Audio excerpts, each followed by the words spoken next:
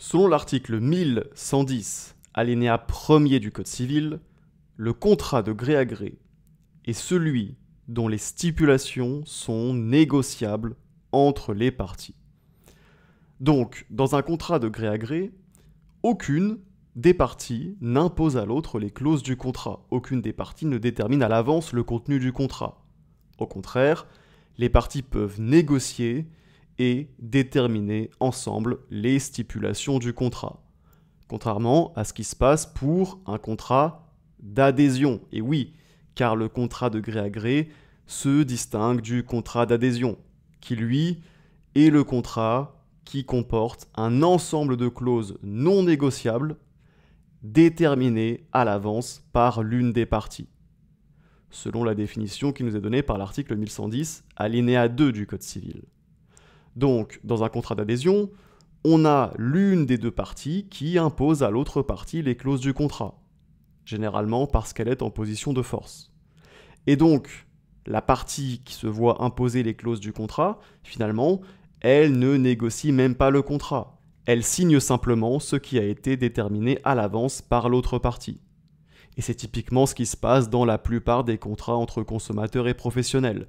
Par exemple, le contrat d'abonnement en salle de sport, c'est un contrat d'adhésion. Lorsque vous souscrivez à un tel contrat, vous ne négociez aucune des clauses. Vous vous contentez de signer le contrat dont le modèle a été préparé à l'avance par la salle de sport.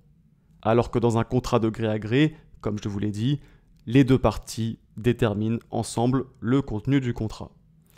Alors les contrats de gré à gré, ils sont extrêmement nombreux, tout simplement parce que le contrat de gré à gré, c'est le contrat de droit commun. Et oui, parce qu'en principe, les parties à un contrat déterminent ensemble le contenu du contrat.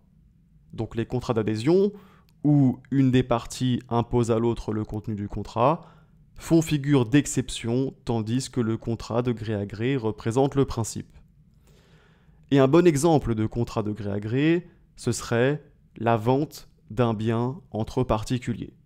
Admettons que vous décidiez de vendre votre téléphone portable. Vous trouvez une personne intéressée et vous avez probablement une idée du prix auquel vous souhaitez vendre votre téléphone. Néanmoins, vous n'êtes pas en mesure d'imposer la vente selon l'ensemble des conditions que vous souhaitez.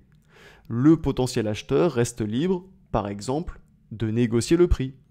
Si par exemple vous souhaitez vendre votre téléphone pour 300 €, l'acheteur reste libre d'essayer de vous l'acheter pour 200 ou 250 €. Et c'est en cela qu'il s'agit d'un contrat de gré à gré.